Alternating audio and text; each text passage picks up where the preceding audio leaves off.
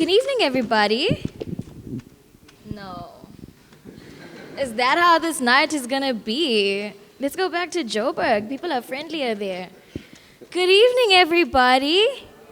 Okay, progress, not great, but I'll take it. I'm Pearl, like was introduced earlier. Thank you to My Vote Counts for asking me to come to this very cold city, because I love feeling cold.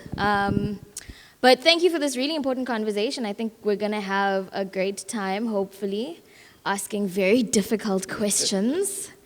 I know we talked about the format a little bit before, where we would kind of chat for a little bit and then have a Q&A session. But I don't know about you, when I go to these things, and as an audience member, when I sit and kind of have to listen to people talk for a really long time, I get really bored. And then you always have, right at the end, they go, oh, no, sorry, we only have time for like 3 questions. And then you have a room of like 50 people. And so what I thought is, instead of the both of us just being in conversation with each other, maybe we can all be in conversation together. Does that make sense?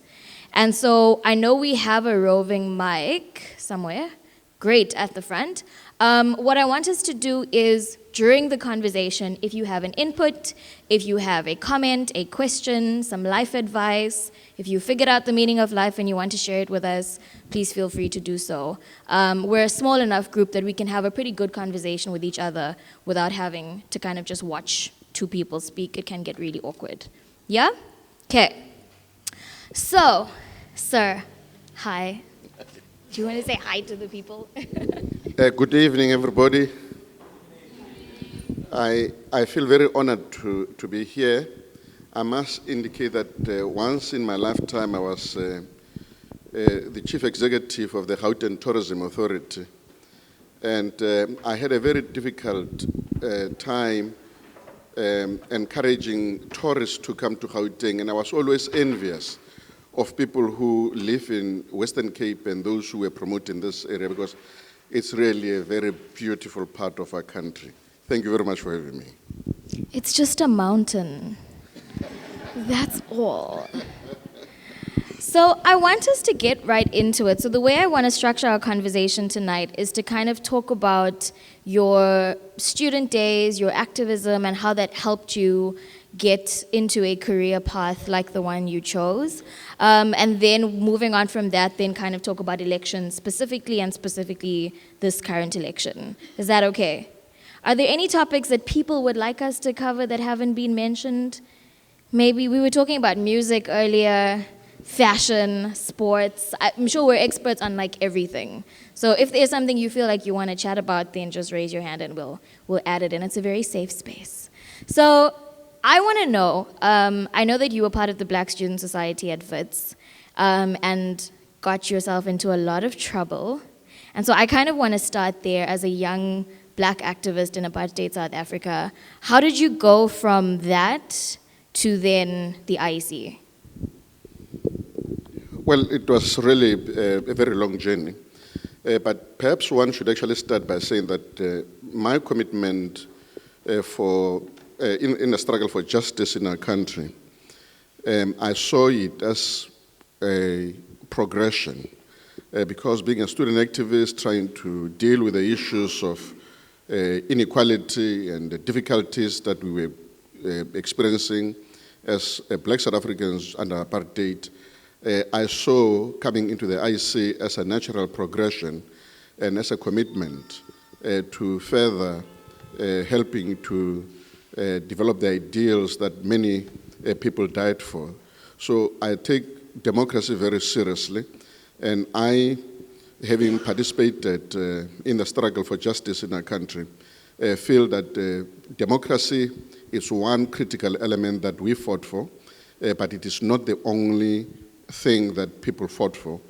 But it is important that what we have, which is part of what people fought for, we preserve it, and then we continue to defend it to make sure that ordinary people can actually be able to have at least a way of determining their own destiny. So I like that you said that the IEC work was kind of a natural progression, right? So for me, if I think about political activism, the natural path is a very different one. So can you tell us about why you chose maybe to not be a politician and rather instead worked on managing politicians? Well, I've always understood, and this is a very important aspect. When you look at the South African society, you find that there is a lot of polarization. And because there is polarization, I've always understood that it was going to be important at some stage in our lives to begin to have a caliber of people who resembled Archbishop Tutu, people who were not necessarily part of any organization, but people with integrity who, at the time when the society requires people with integrity and impartiality, those individuals will be available. So I crafted this because I did not want to be seen to be part of any ideological area, even though I've got my own understanding. I vote as a South African, but at the same time, I decided that I would rather use my skills elsewhere to transform our country rather than to begin to be associated with a particular political party and therefore with the hindrances associated with those kind of political parties. So I really like that you're talking about your kind of ethical considerations behind why you're doing what you're doing, right? And I think as a young person, with some of the work we've done at YouthLab, so one of the things we did was we wrote a book called the South African Youth Manifesto. And the thinking behind it was, if young people had to write their own election manifesto, what would it look like?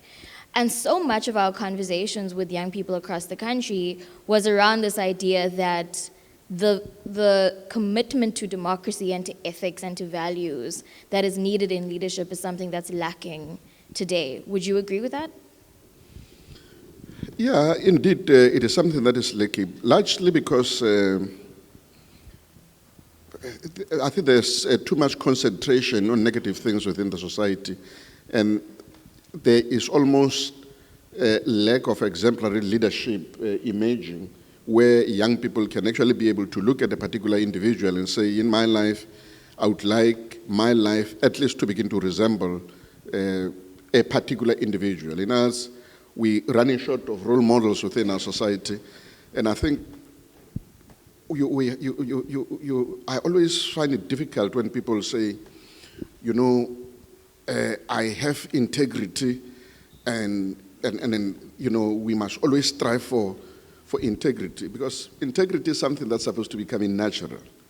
It is based on your lifestyle, it is based on your values, your ethical values. So you just need a person who can actually be able to exemplify this and then be able to live that kind of life, and then people look at that person and say, I would like to be like that person, without that person having to open the mouth and saying, I have integrity. A person has got to be able to lead their lives in a particular way in order for people to be able to see those great values. And I think it is something that is actually lacking within our society. The majority of people are associated with groupings, with all sorts of tendencies. You can say it, we won't tell anyone. So it is one of the difficulties that I see in the South African society. So I think the more you have people who they've got political sense, they understand what is going on, they are committed to democracy, but at the same time, they are not associated with any negative tendencies. I think it will be better for our youth, it will be better for our society. I actually want to open this up a little bit on, great, fantastic. So I'm going to come to you in the red cap and then you at the front. So just maybe tell us who you are and then give us your input. Good evening, everyone. My name is Kaya Tindolo from I'm coming from Kailiti. I've got this question. I want to know from the old activists. The question I have is, how do you see this democracy? Just on your honest thought, how do you see the democracy, especially on the poor working class people that are living in our communities? Is it positive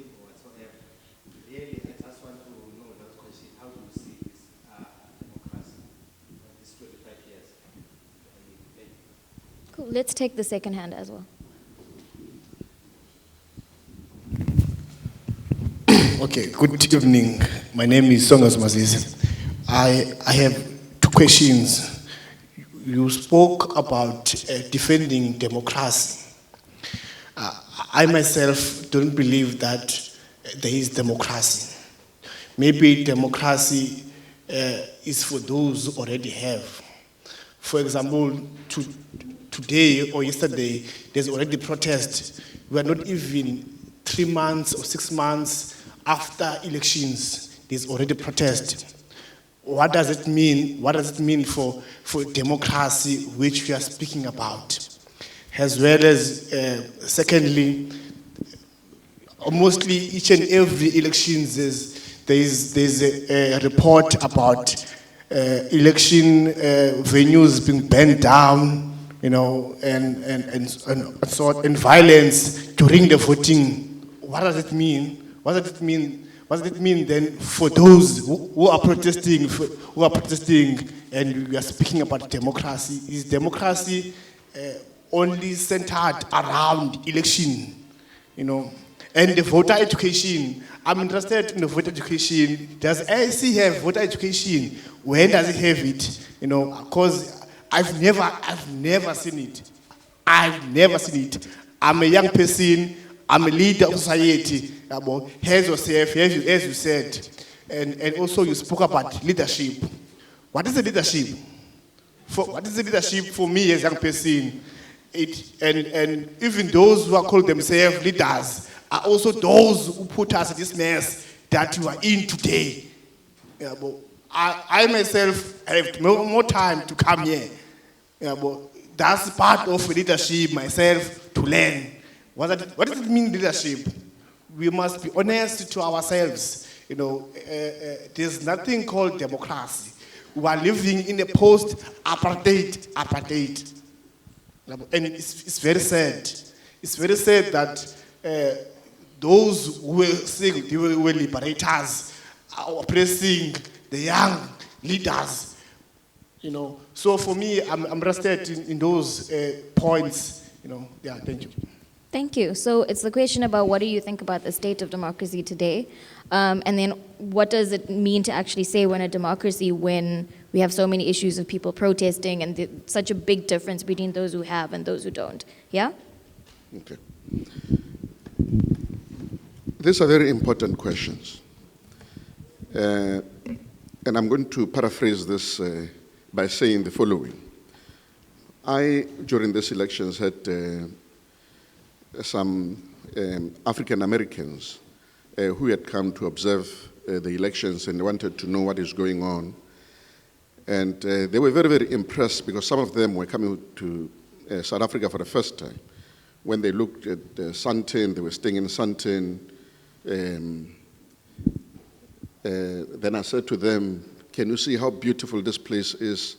Look at the buildings. Everything is going up. You've got gold all over the place. And I said, I want to introduce you to another part of South Africa. I said, just across this highway, there is Alexander. So let's go to Alexander. We went to Alexander, and they could not believe the conditions that people are subjected to in Alexander. So I said, you see, this is what we have. In South Africa, what has actually happened is that since 1994, the black elite, including myself, we got invited into the suburbs. We now stay in suburbs. Our children, the black elites again, are not in the townships. They are now in the suburbs. They go to the schools in suburbs. We've got access to facilities, to amenities. When your child is sick at night, you know which doctor to call. The doctor is around the corner from where you stay. And then there is another person just across the street in Alexander who live in abject poverty. I said, we have not been able to address this. Our democracy has not been able to address these issues. And it pains me every time when I have to do so. It pains me that when I go into Alexander, I've got to make sure that the car is locked, the windows are closed, because someone very, very hungry might go for my laptop, for my cell phone, or for my iPad. It's a difficulty about our situation. So I said, South Africa, yes, indeed, it's a country of two nations, where you have largely a very privileged class, largely white, and then now it is joined by the black elite, who are the ones who are celebrating this democracy, but there are some for whom democracy does not mean anything. And it is those that we've got to begin to focus on, because if we don't, then this country one day is going to implode. It's going to implode. So the issues that you are raising are critical issues. But having said that, as a person who grew under apartheid, I've got to celebrate certain developments that are different from the apartheid years. The fact that I can be able to criticize government, I can be able to elect leaders, I can be able to say anything that I want to say. The fact that I've got certain freedoms, it is worth celebrating. It's not sufficient. Remember, I come from a background where, as a student, I was expelled from the University of Bophuthatswana in terms of Internal Security Act. Just because I was able to say things, I was regarded as a threat to state security, and I was expelled. My letter of expulsion was saying, your registration is terminated in terms of Internal Security Act. So I left, I went to VETS, and at VETS I was arrested. I spent some time in prison. I wrote my examinations in prison. When I was released with conditions. One of the conditions was that I was not supposed to criticize government. I was not supposed to be in the company of 10 people. Now, if you come from that level, you have seen this. You spent as a student 11 months in prison and continue to study and wrote your examinations in prison. And then you come out now and then you realize that it is no longer possible for black people or for a particular group of people to be arrested en masse just because of their political opinions or just because they say they want freedom. You begin, therefore, to appreciate what we currently have. But as the current democracy, is it able to deal with the socio-economic conditions and problems that we have? Of course, a lot of work still needs to be done.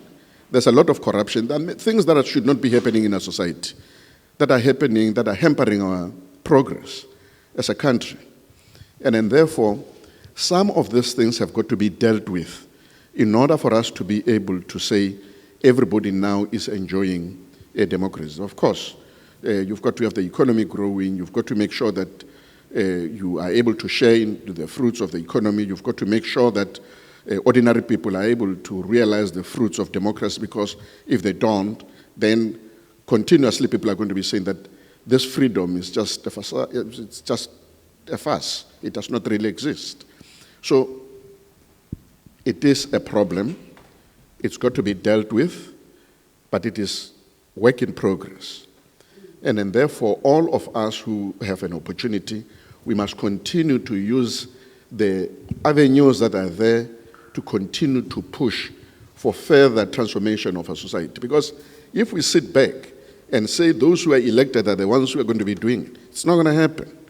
Because once I'm elected and I've got security around me, I've got a posh car, my children can go to private schools, I'll be satisfied with what democracy has brought for me.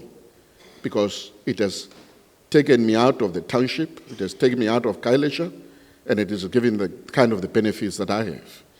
And then therefore, the only way of growing our democracy is that the civil society must always be able to raise those issues. The protests are not a problem in a democracy.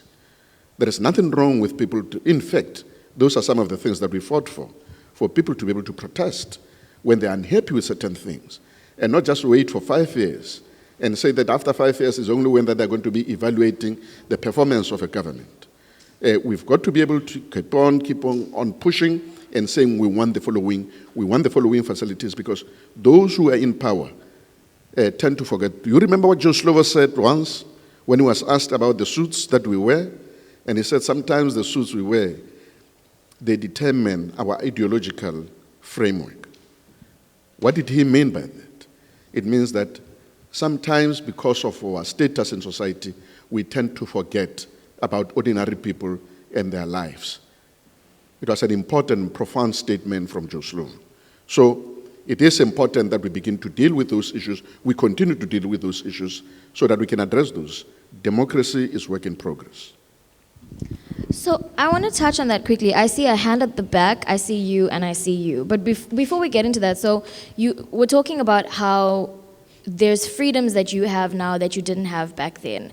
And I think there's many young people especially that can argue that we don't have those freedoms that you speak of. So something like saying you can protest and you can say what you want to say and you won't bear, as harsh consequences has been untrue for so many young students, right? So if we just think about the university currently known as Rhodes, when young women protested against rape at the institution, those young women still sit expelled today. We have Fees Must Fall activists who are still under house arrest and in prison and charged and unable to go back to university. We were talking about this earlier. I was also expelled from WITS for protesting, and our charges were that we were, this is a direct quote, singing, chanting, and stomping our feet aggressively. That's why we got expelled. And so how do we translate this idea that you have freedom to young people who live in circumstances where we don't have that freedom? I'm going to pause, and I'm going to take you at the back there in the yellow shirt. The first one. Okay. Oh, I know, it's fine. It was me first. No one noticed me. Okay, I'm Noncedo from Higher Right, in Kailicha. Thanks. I'm happy to hear your story, comrade. I didn't get your name. But what I feel is we are speaking the same thing, that on the ground, we don't see that democracy we are speaking about. And I feel like 25 years, it's not a young years or small, and iboni mina iba iminyaka 25 iminyaka eminingi gqithile nto ngamane kuthiwa democracy is in a progress. I feel like there is alternative that is being done radically, because whenever these things are being done to us, they are harming us. As a middle ager, I'm not a youth anymore. I was a youth, but I was not recognized. Now I'm a middle ager. I don't belong to the seniors. I don't belong to the youth. I'm in the middle, and I'm a woman. I feel like it's so very unfair, whereby we are told that no, democracy, it is in progress.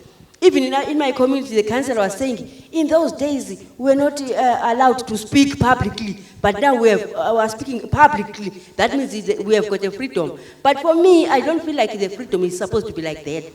Freedom, to me, I feel like it's supposed to be, when we are speaking, like, look at the protest, we must be heard and that thing can be rectified. To get what I'm saying? It's all worse if we can go to our ECAS. Tina, we jump again day in and day out. Messy. Who's the cause of that thing? Is it us, or is it because of this neoliberal state that we took on when we were voting? Are we not having a way how to do this vote? Because I feel like it's not working. To go to the ballot box and make access not working for us. Instead of working for us, it's hurting us on the ground. Maybe the middle class or the first class is working for them, but for us on the ground, we are singing the same song that we don't see any democracy. We see a democracy. Okay, so I just want to check the two people that I'd noted earlier. Is your input, the three people, is your input into the same conversation? Or is it something different? Same conversation. Great. So I'm going to take the three of you and then we'll come to here. So, you already have the mic, and then you at the back, you're next. Yeah. Okay. Hi everyone. I'm Snetty. I'm from Wait, Kailija. who's got the mic? And I just want to know. Oh, my leader, I didn't note you. I was noting the guy behind you. Okay. Molweni. My name is Saki, and I'm from Treatment Action Campaign. So, on this issue of democracy,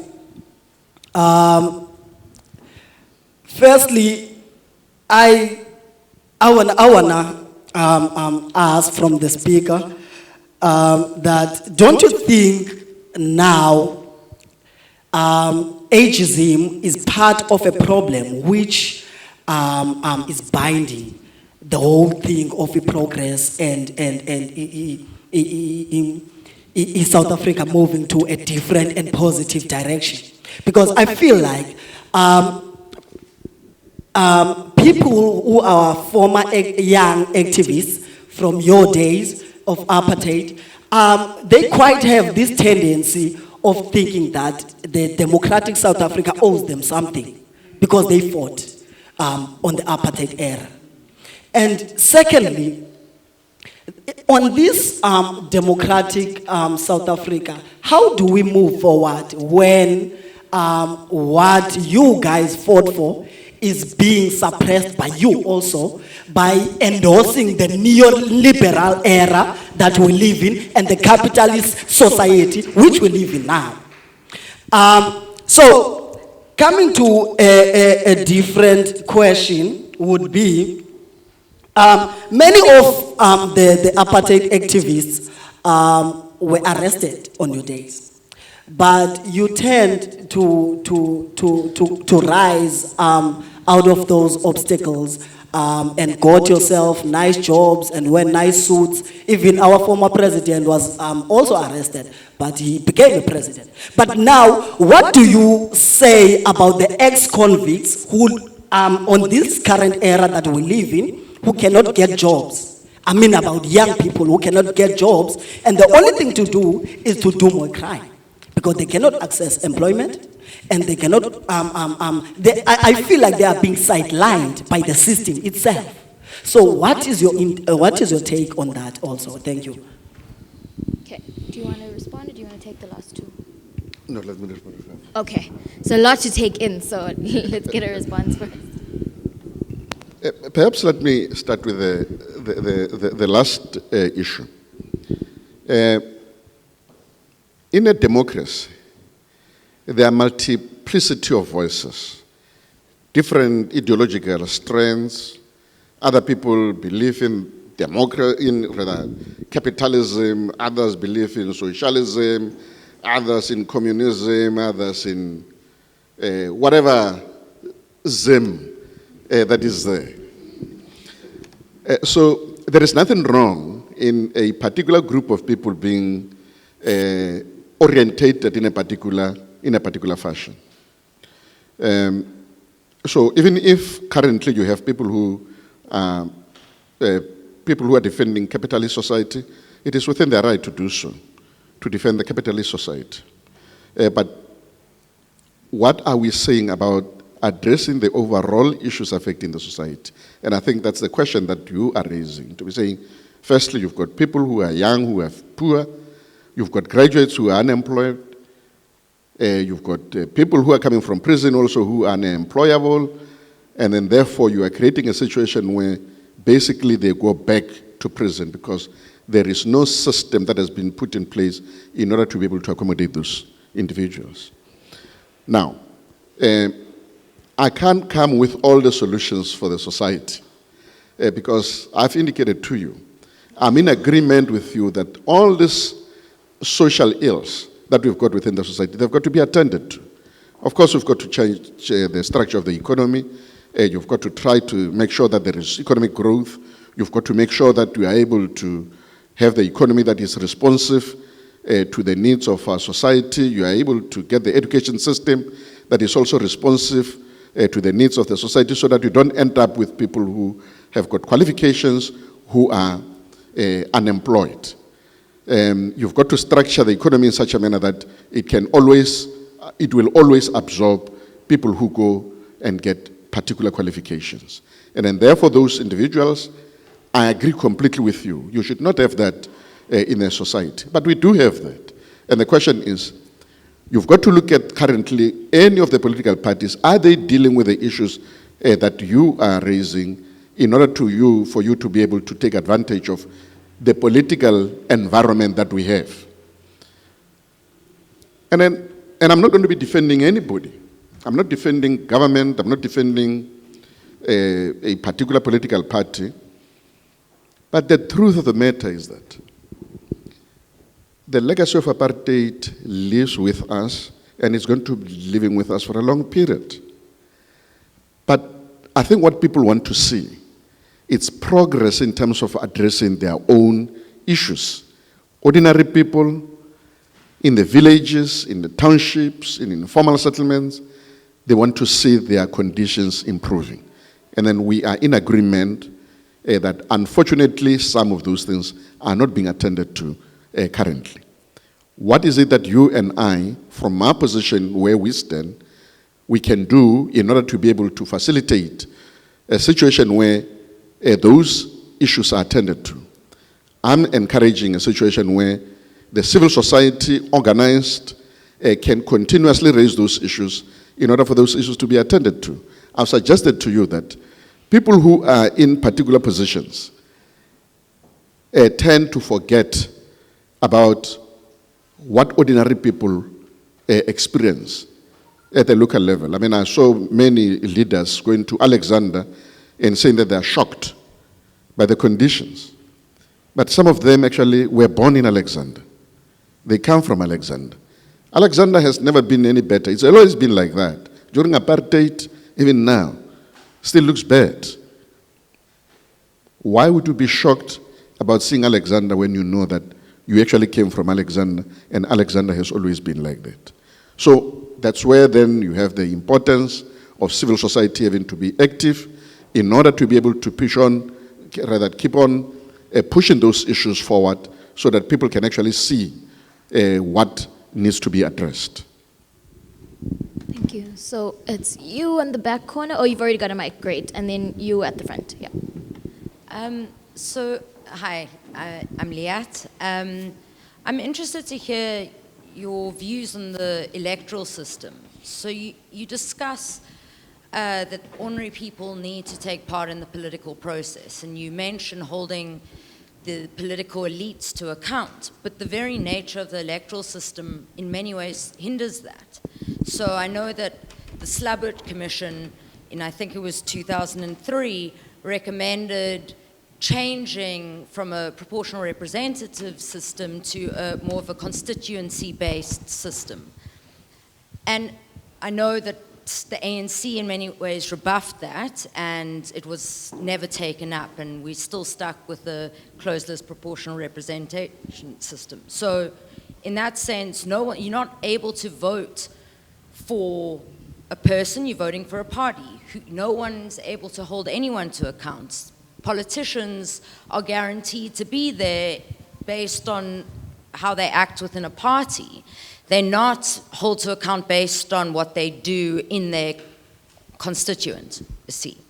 So I don't know what your views are on the system and whether it's something that could be potentially changed. Then at the front. Right at the front. Yes, Evans. Oh. Okay, my name is Garabo, and I'm also the election observer, and my certificate is ending next year in May. I think the question that I have, you spoke as a student activist. I'm so ashamed that you still celebrate the freedom and the democracy that people are claiming to have in South Africa. It was a few months back when I spoke with my mom, and my mother is the generation of 1976.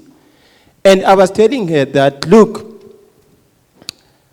the generation of 1976, they have sold out the democracy that we are claiming to have, especially on the side of education.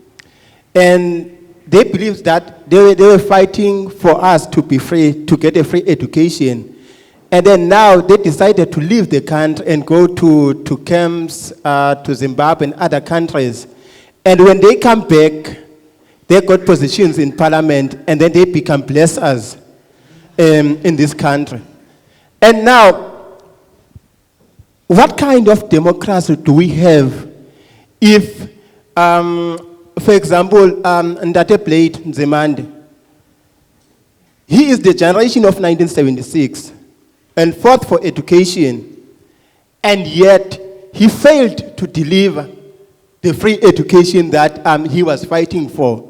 Instead of that, he made a joke about the current situation of the education, saying that students must fall, whereas his son is in China, not here in South Africa.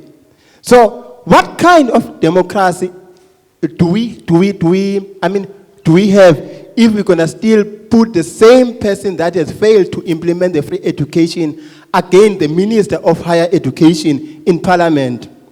And lastly, I want to check with you whether do you think that South Africa is ready to do the online voting? Because as an election observer, I saw so many loopholes in the processing of voting where they said the station is opening at 7. You find out that there are no ballot paper at that time. And also it leads to more people not to vote. So do you think that South Africa is ready to do the online voting? And do you think that the election that we had right now were free and fair? Okay, so there's kind of two streams of questions. I'll come to you in the next one.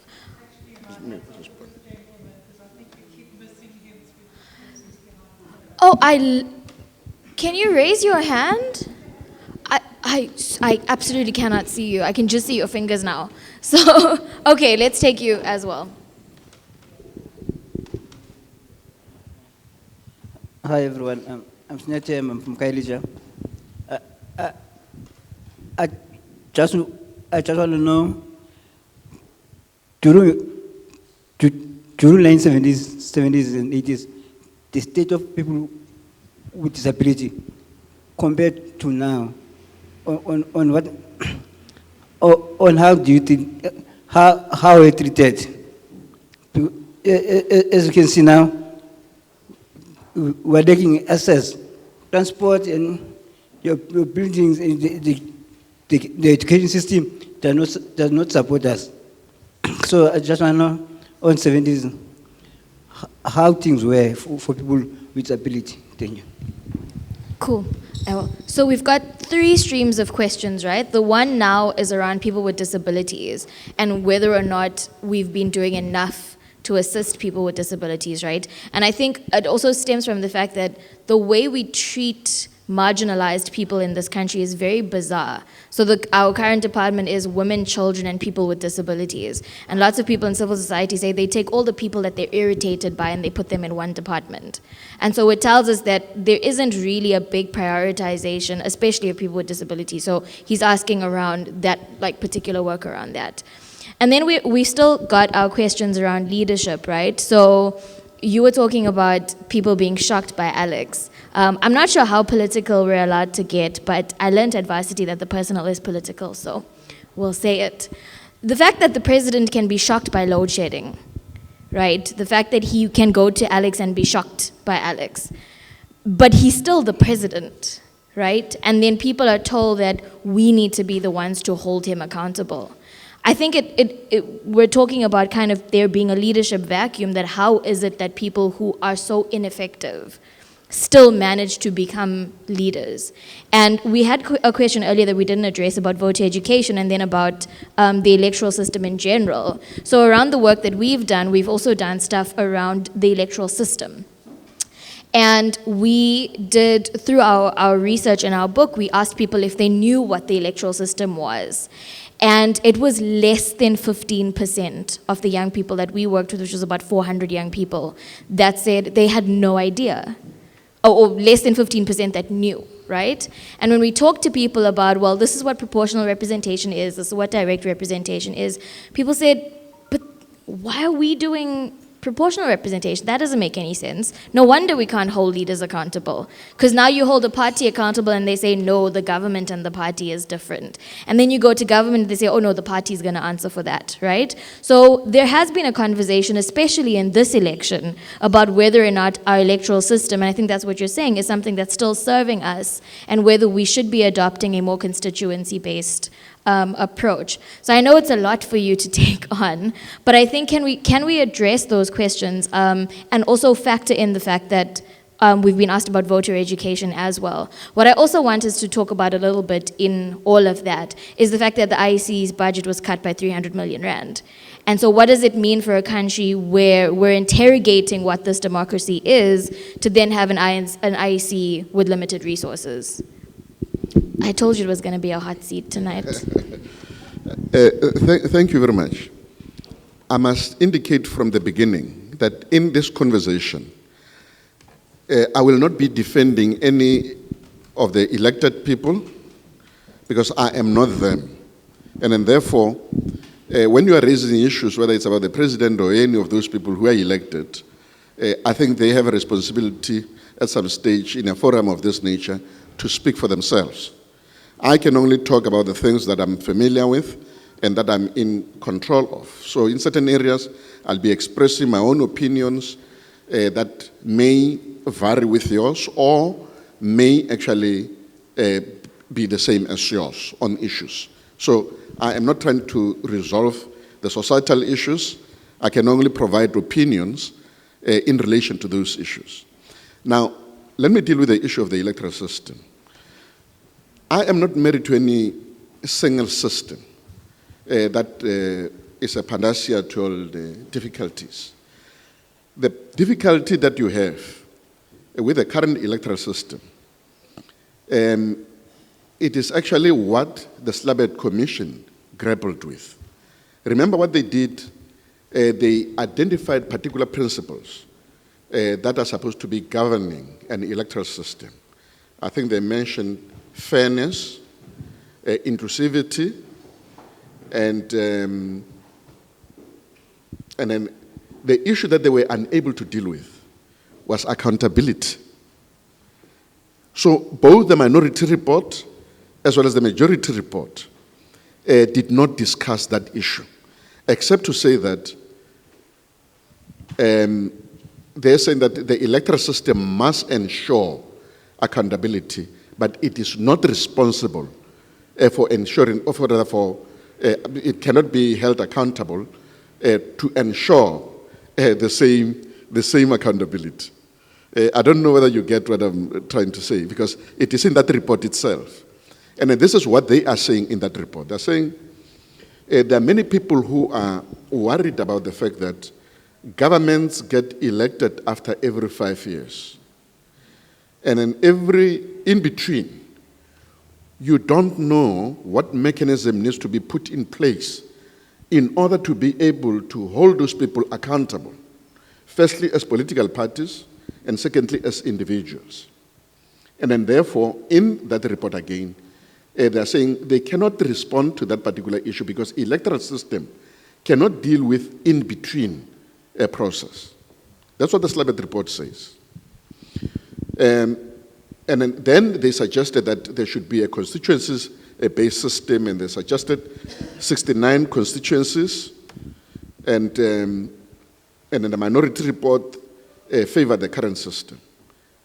What are the pros and cons of what they are suggesting and what is being suggested by the minority report? The minority report basically says, keep the system, because firstly, the political parties like it, and secondly, that it enables women in particular to have representation, because then you can hold political parties accountable for inclusion of women. And that in a patriarchal society, if you said women and a man should stand for office, women will always lose. That's what they're trying to say there. And the majority report was saying, let's have 69 constituencies in order for people to be able to elect their representatives directly through those 69 constituencies that the country would be divided into. But still, the question that still arises is this, is that even in the constituency system, if you do not have mechanisms in place for recall, for instance, because I think that's what majority of people want, is to be able to recall a person that they have elected if that particular person within a particular period has not actually delivered or has forgotten about the constituency that they have, that has actually elected them.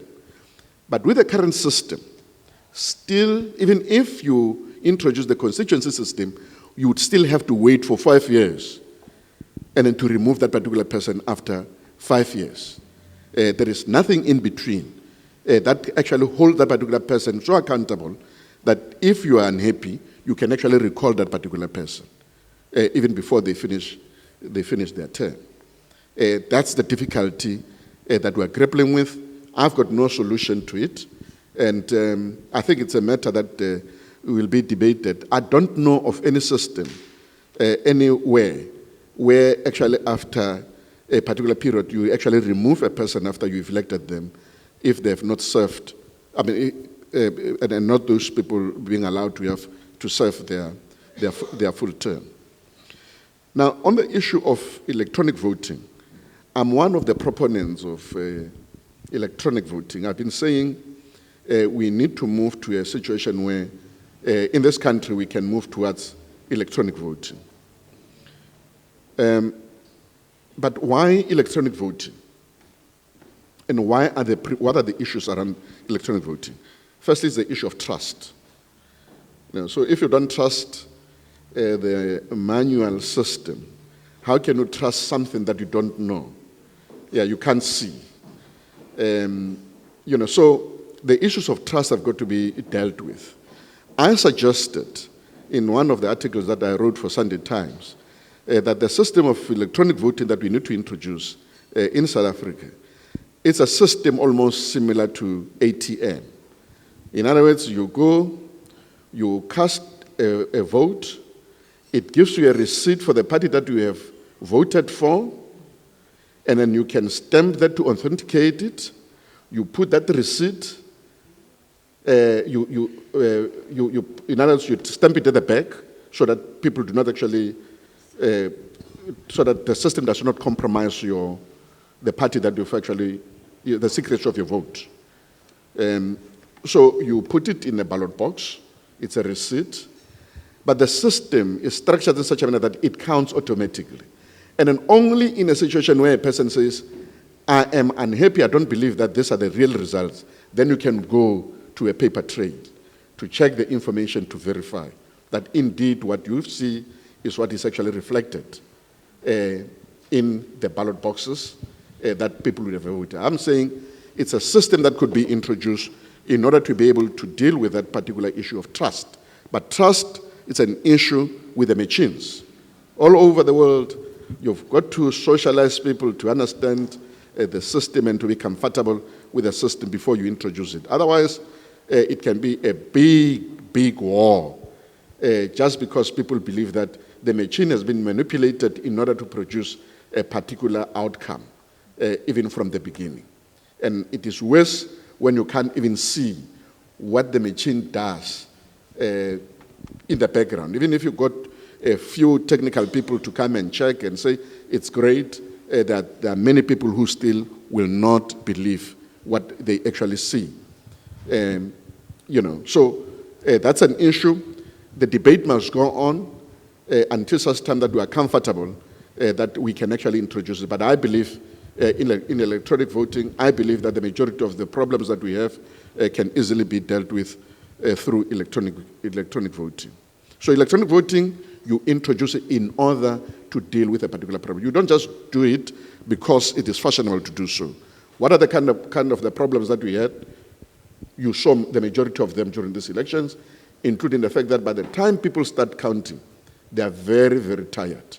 So you want a machine that would actually be able to do counting in the process so that it lessens the burden on the electoral staff.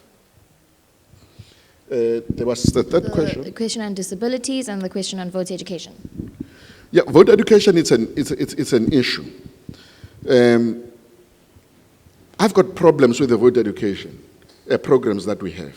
Because the kind of the voter education programs we have are the programs where you are telling a person how to cast a vote. And I think we have gone beyond that as a society. You've got to now assist people in order to be able to have agency in the voting process. In other words, people must actually be able to know things that are wrong and then things that are right in order for them to be able to make a determination of who should actually be their leaders. Empower people with information in order for them to be able to make a decision. Some of the people in the rural areas and in our communities, they vote for particular political parties because someone tells them that if you don't vote for this, you are not going to get your social grants. You understand? So it is wrong. And then it is important that people are empowered to understand that that message should not actually have any effect on the society. So empower people in order for people to be able to take decisions on their own about where they want to go as individuals. The resources, yes, it's the resource limitation. It's an issue. Where do you put the resources in a country that has got so many competing and often conflicting interests? You know, you've got education, you've got housing, you've got water, you've got electricity, you've got all this, and then now you've got to come with voter education. Voter education is always seen as a nice to have. And therefore, it is compromised, and it has not reached the people that it's supposed to be reaching. The issue of people with disability, it's a very important issue. I was saying to people the other time, if they want to understand exactly what people with disability are going through, they must go to China. Now, when you are in China, the streets, if you get lost there, you're going to struggle. Because the streets are written in Chinese. You cannot go to the next person and say in English, where is this hotel?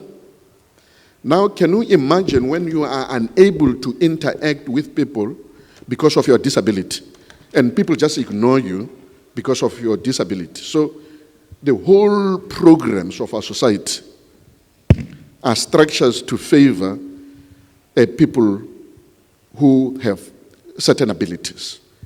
And people with disabilities are completely marginalized. It's as though they are asking for favors in order to be part of the system.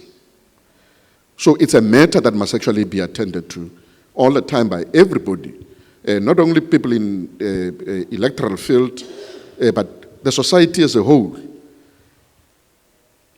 Whether it is television programs must be structured in such a manner that a person with a disability can actually be able to interact with that information and understand the information.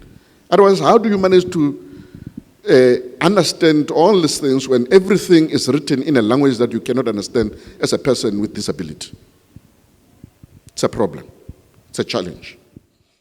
On, a constitutional democracy versus a parliamentary democracy, because currently we have a constitutional democracy, and whether the current constitution that we have, is it enough to support democracy as we know it, and whether that democracy is, efficient enough to work for all of us, given our apartheid past. And then another issue, I heard that people are saying, when you are a so-called middle class, you have freedom, but I think it's wrong. I think it's just an illusion of freedom, because how can you be free when another person next to you is not free? When you have to go to Alex and close your windows, and when you can't walk the streets because someone who doesn't have would take away what you have. I think we need to, define what freedom is, and I don't think any South African is free until, all of us are economically free. So we don't have freedom. I support what that guy said about we are living in a post-apartheid apartheid. It's a new apartheid that we are living in.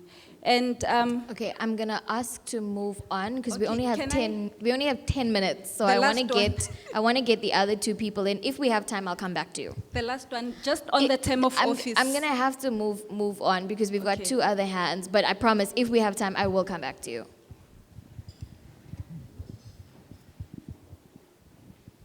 Hi. So it's you, yeah. Hi, thank you, Mr. Rowan Thebus. I just want to assist Sister Comrade Pillay here with directing it to this election and the IEC specifically. I mean, during the elections, there was a public statement made by the IEC about the fact that there was double voting and that they were going to investigate. I mean, it was a public statement from the IEC. Now, when we're talking about lower voter turnout and people's perception and disillusion with the idea of democracy in this country, which if anybody has ever just looked, anybody has looked where democracy come from the ancient Greeks will know that it was just one system out of multitude of political systems. So democracy, this idea that democracy was ancient Greek is misunderstood. And I mean, if you look at what our country is, it's clear if you study the Republic that this is an oligarchy. You know, there's hallmarks of all the signs here that we are oligarchy. And I'll use the IC for example. I mean, the fact of, where was the logic that something so important that you would use a marker that you from a panel, from a supplier that would mark your thumb. I mean, even so going to a club, the stamp is much more. You wouldn't be able to get it off as quickly as you could get that on. So I mean, and the fact that it's not only this election, like general elections, the IEC is responsible for university elections every year. I mean, and who supplies these, as you said, the ballot papers, who supplies these cookies, who supply? I mean, it's obviously companies, private companies that do, that's on your panel that supplies this. And the fact if they come and they're not bringing this up on time, I mean, you are gonna, there's a criminal offense to do the double. I mean, there's a journalist that's gonna be probably prosecuted for trying to highlight the fact that the marker could come off, that he could double vote. What consequences is it for a company that undermines our democracy by producing a defective, grossly defective cookie? And that, I mean, the voter turnout that we had was low. But it doesn't mean that people are apathetic, and I'm sure you will probably, that people reflect deeply about the political decision to abstain from voting or to spoil their ballots. And I mean, once the perception changes to them, they, you know, I use a euphemism that is quite old, but Helen Zell brought it, the silent majority. The protest is just going to start, it's just early days, but people will become disillusioned completely, you know, and yeah, so I just want to know, like, one final thing, and the logic of you with 15 years experience as an IEC to let you go before a very watershed elections. And I mean, it's clear that maybe it was a lack of experience from the current IEC chairperson to manage something, because it had real issues that it's very concerning. Thank you. Last one at the back. Yeah, my name is Michael, surname is Amka. I got a question that gives me nightmares that I will ask you maybe to give me your view on it. I want to know from you, these commissions that they are establishing for people who are corrupt, and we have an NPA there, we have police that could arrest and investigate these cases. Is that not waste of money, that money that they can spend on people for housing, school, free education, hospitals, because we got some facilities that are very bad. And now I'm asking you to give me an honest answer. Why we have these NPAs, police, what are they doing? They get paid for free because we have now commissions that take billions. We have now the Zondo Commission. You know how much money will they take? And there's people who are going with go and sleep without having food. They don't have even shelter. How does we, in a democratic country, we must accept these things because we have voted for these people. And again, what the worst part, you have people that are corrupt in parliament, and we know them. Why they don't, after elections, they were supposed to arrest all those people, and they are sitting in portfolio committees. They will take decisions. Now that is why my other question said, then we have, in other words, we got a counter-revolution. Because this is a counter-revolution. Because if you have those people in parliament, they are counter the state. That is why we will never get democracy. We, as the people at the ground level. Thank you. So it's a question around whether a constitutional democracy is the right way to go. The idea about whether all of these commissions that we have are actually just defeating its own ends. And then the question around the consequences for service providers people are okay. For service providers that undermine the function of the election, right? In that question, I do want you to touch on voter turnout.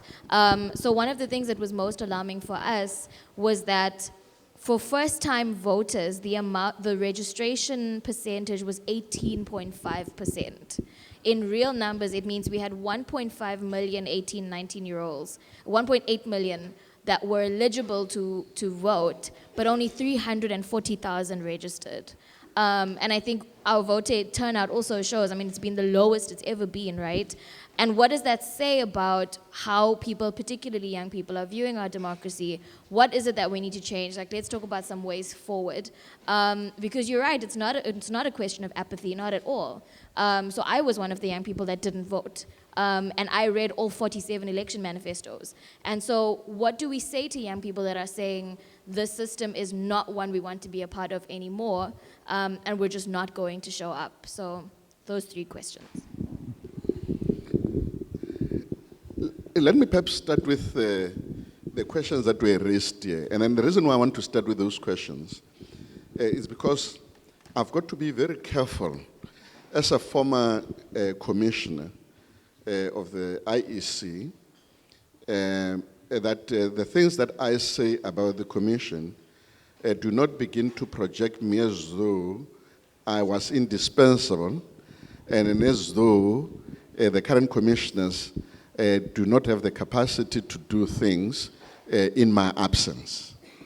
And the reason why I'm saying that is because I know that I can easily be misunderstood if I try to respond to those questions about the operational difficulties that the commission had.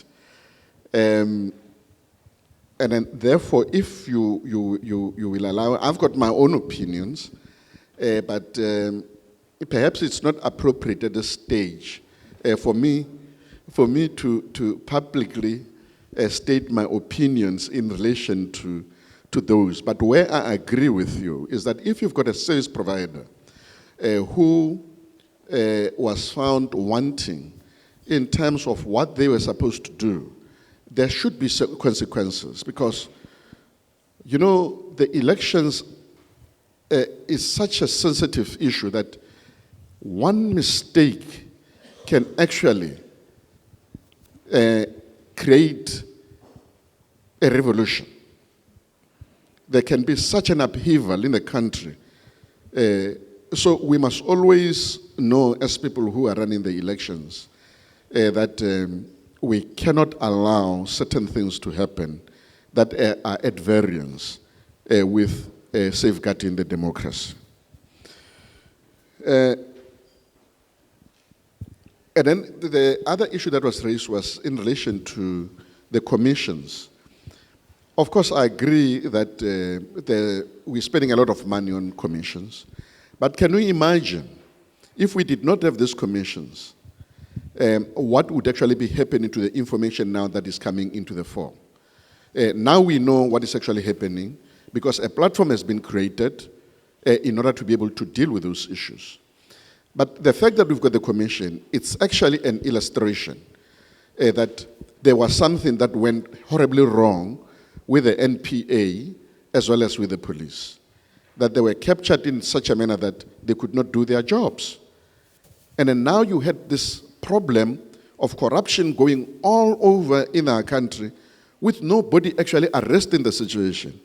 Now, since you've got the commissions, at least the truth is beginning to emerge, and hopefully, restructured with a new head of the NPA, they will be able to follow up on all these issues in order to make sure that prosecution happens where it's supposed to be happening. But if these commissions were not there, we were not going to know what is actually going on in all this corruption that we are now hearing about in the different commissions that are there. But in a normal society where you're having everything working, yes, we should not be having as many commissions as we currently are having. And I want to make yours my last question. The issue of constitutional versus parliamentary democracy. Remember that in the apartheid years, we had parliamentary democracy, but it was for a certain category of people and not for the whole community. Remember the weaknesses that were there in that system. So if we want to compare, Parliament would take particular decisions, and then those decisions were final. Now in a constitutional democracy, you at least have got almost an umpire who's got to make sure that the decisions that are taken by those in Parliament are consistent with the Constitution. I personally favor the current system because it puts checks and balances, particularly in relation to those people who are currently in Parliament. Because otherwise, the decisions of Parliament would be final in a system similar to the one that we had previously. Now, the decisions of Parliament can be challenged by the in the Constitutional Court to ensure that they are not at variance with the Constitution. And I think it's a wonderful thing.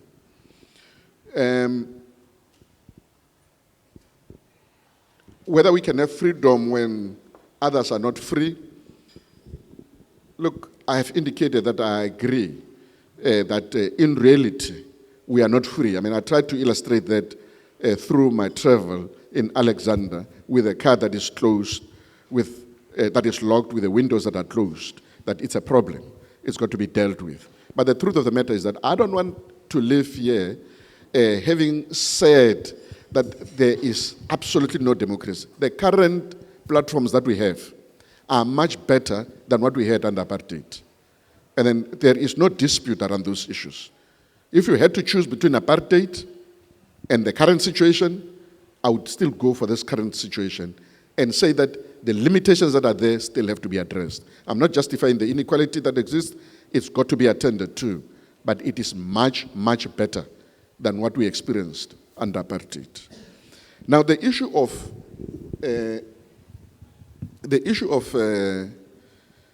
voter turnout, I think it's a matter that must be attended to.